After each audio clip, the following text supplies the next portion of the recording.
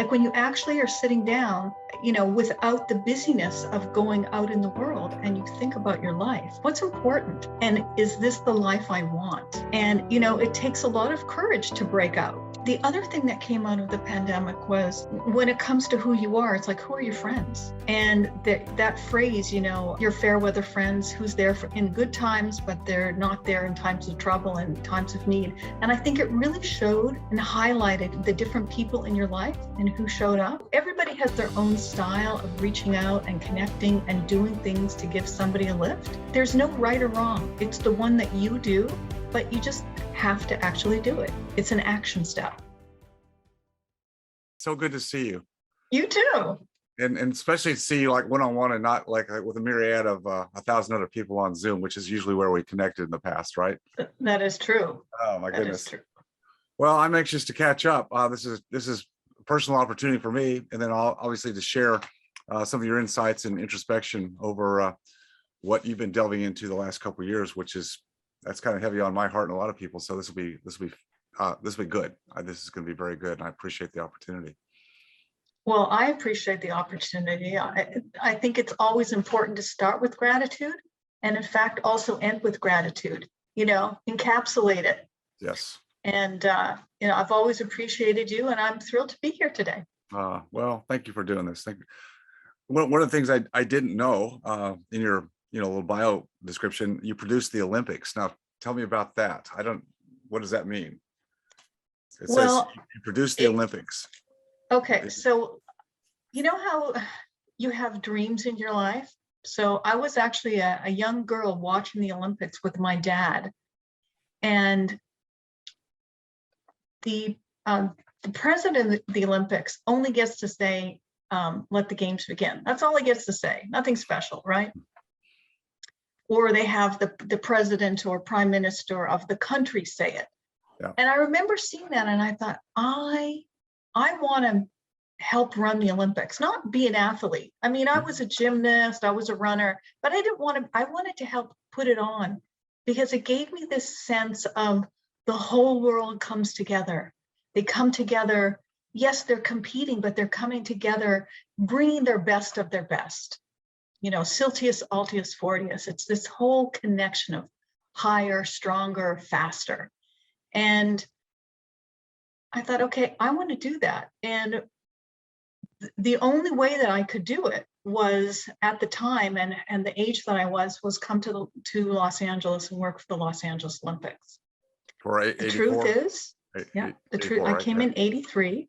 Okay. I had worked the year before on the Universiade, the World University Games, and the people from the LAOC, the Los Angeles Olympic Committee, had come, and I met them all, and they had invited me to come work. Well, I did go work there, but nobody was forthcoming and helping me with the critical thing you need when you work in another country, and that's a work permit, a visa. So I ended up working there. It's an interesting story, because I was actually working directly with the person who was in charge of labor relations. And he said to me, it turns out the INS says that you're not legal to work here. Anyway, I got a special pass because of how important the work was that I was doing. I was working in the data administration department. I worked in protocol. I knew everybody.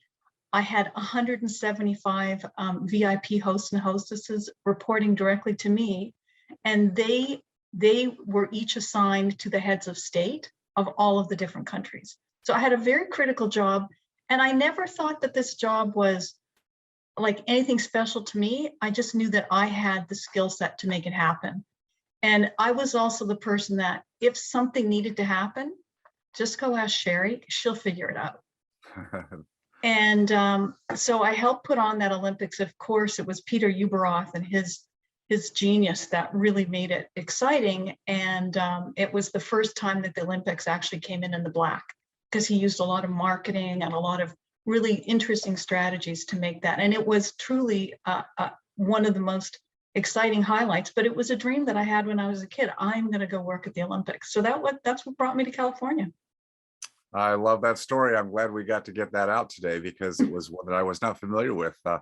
There's a lot that I'm probably not familiar with, and we're going to try to get to as much as we can today. So let's kind of bring people up to speed. You've been involved in a lot of training events. That's where we met, actually, Exactly. where you're facilitating that in that regard. You're a very great communicator. Webinars. You've hosted and taught many people how to produce better webinars. You wrote a book called the Webinar Way. So this has been a large part of you, but I know there's always a lot more behind the person. Front stage, there's a backstage. And in 2020, this world went through a great disruption, the coronavirus. And I think everybody has been affected in one way or the other, different ways, different facets. But out of that, this time, you wrote a book, The Cocoon Conundrum. Let's go there. What was the catalyst? What was your inspiration to write this book? And then let's talk about the title, because that's interesting too. So even before the catalyst, the real catalyst, there were some stirrings in me for changes, things that really have become evident during the pandemic because of isolation. But the real catalyst was the death of our friend Kevin Hutto. Yeah. Kevin had just turned 50. He died of the coronavirus, and it really shook up. I mean, the shock was so intense. The group that we were part of, the mastermind we were part of, everybody was taken aback. And I knew right then that I was going to write this book and I was going to dedicate it to Kevin. And the catalyst, yes, it was Kevin, but it was really coming before that. It really was because of the things that became highlighted during the pandemic and during isolation. And I'm not the only one. I just took the time to put it down in words, and so many people reached out and said that what was in my book, they totally responded to, and they felt it in their own lives. So Sherry, what before Kevin's death, which yes, touched so many people in so many different ways, what a blessing and a gift Kevin was to this world, and those great aspects of Kevin live on, forever and definitely. What other aspects of COVID and isolation were you dealing with, even before you decided to write the book? Well, I think the part of the stirring for me, and it's really part of the premise of the book, like the cover of the book, it's got a butterfly on it. And that butterfly is all about, the caterpillar and metamorphosis. And that's the theme of change. And what came to the forefront was the parts of life that you're not really fully engaged, or maybe just kind of taking for granted, or maybe you realize that you're in relationships that have taken its course. And what are you going to do? Like when you actually are sitting down, without the busyness of going out in the world, and you think about your life, what's important? And is this the life I want? And, it takes a lot of courage to break out of the cocoon. I mean, the caterpillar does it because it's part of their biological need. But as humans, we have the choice to make changes. And for me, I really looked at, what am I doing? And other people said, I'm doing something, I'm just being tolerated, I'm not being celebrated. Who are the people that are supporting me? Who are the people who I want to help?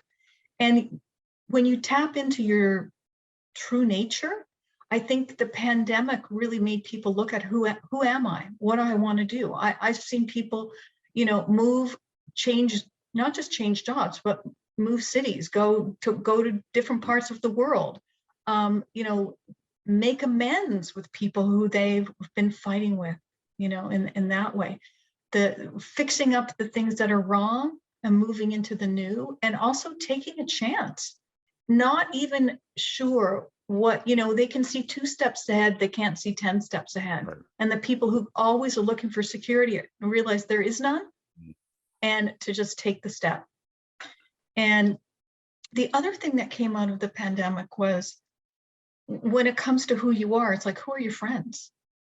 And that phrase, who are your fair weather friends, who's there in good times, but they're not there in times of trouble and times of need. And I think it really showed and highlighted the different people in your life and who showed up. And when it comes to Kevin, who were the people that were there for him all the time and even during his last days. There was a real disconnectedness. People were not together physically. And when you're disconnected, we are social creatures. We need to be with other people. And who is it that's reaching out to you and checking in and seeing how you're doing? If you're not complaining about something, the complainers, the squeaky wheel, they're always getting checked in on. But if you're just a normal, regular person who's not a complainer, who's stopping and going, I haven't heard from them in a while. What's going on? Whereas people that you would see at a regular event multiple times a year, when you don't see them, who's following up, who's checking in? And in those times, you see who's in your life, who's really in your life, and who are the fair weather friends. I am guilty in that respect, as many people are, of being in that busyness of life, and this is what I'm supposed to do, and actually feeling guilt if we're not doing this thing, whatever it is that we have training to do, or we have a career or license or degrees to do this thing. If we're not staying busy doing it, then what's life? And you're right. COVID, with all the negatives of COVID, many people did have this realization that, as you said, what is my life about? What's most important? Who do I want to serve? What's the impact I want to have? And I've seen the same thing. I've seen the same changes as in many people, and hopefully in myself as well. And that recognition that life is here on earth is short. It is short. And what are we waiting for? What permission are we waiting to be given to actually be more focused on the importance of, again, relationships, being social people? And I want to go back to what you said a minute ago, because it interests me, is what you said about who are your true friends. What do we do with that? Because we think we have, friends, and then when tough times come, where are those friends, right? But until we go through tough times, how do we know really who our friends are? I mean, are there some keys there, or is it on us to impart enough into a relationship to see what's really there? I'm curious. I think it really has to do with a couple of your own personal characteristics. There are the people who are the active people in a relationship, and there are people who are the passive people in a relationship. There's no judgment there. It's just how you show up.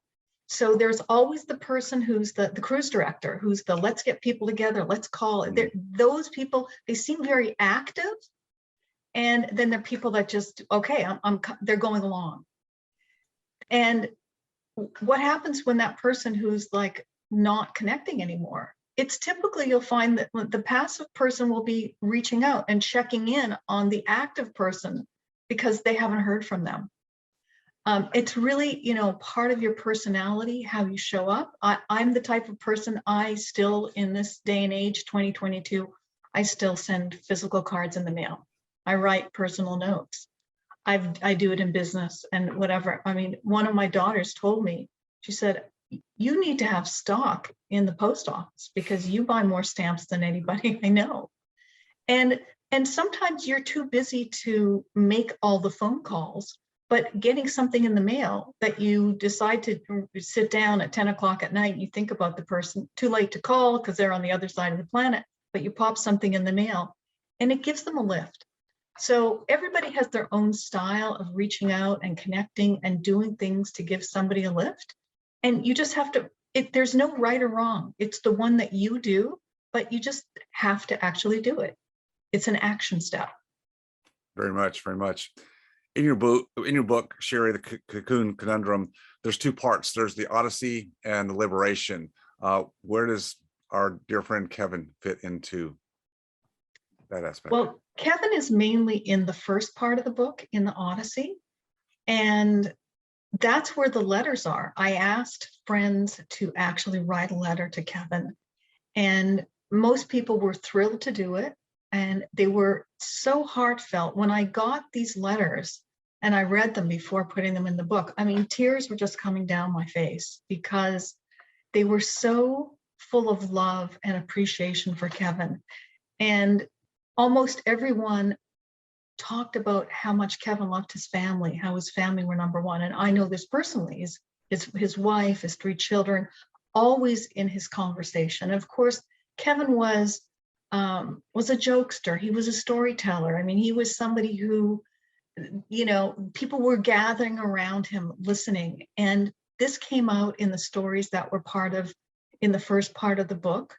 I also added him into the very last chapter of the book when I talked about the Wilburys, because Kevin used to say he wanted to work with Wilburys. I'm sure you remember that. Yes, yes. And, the Wilburys, the Traveling Wilburys, a group from the late 1980s, 5, legend musicians working together, at the top of their game. And Kevin used to say, I want to work with people who are like that, because it brings everybody up to that level.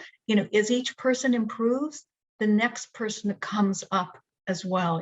It's the, what do they say? You are the sum of the 5 people who are closest to you. And Yes. if you're working with people and you're associated with people who are high achievers, who are doing good work in the world, then you'll raise as well. And I know that's something that you bring out in your Freedom Founders, and it's the whole idea of striving for more. We're never done. We go from one, summit, and then you climb to the next one. Exactly. No, so well said. If you enjoyed watching or learning from this video, please leave a like and subscribe to my channel for more content. If you have a question about any of my content or this specific video, just please leave a comment down below. And as always, stay focused on your freedom. I'll see you next time.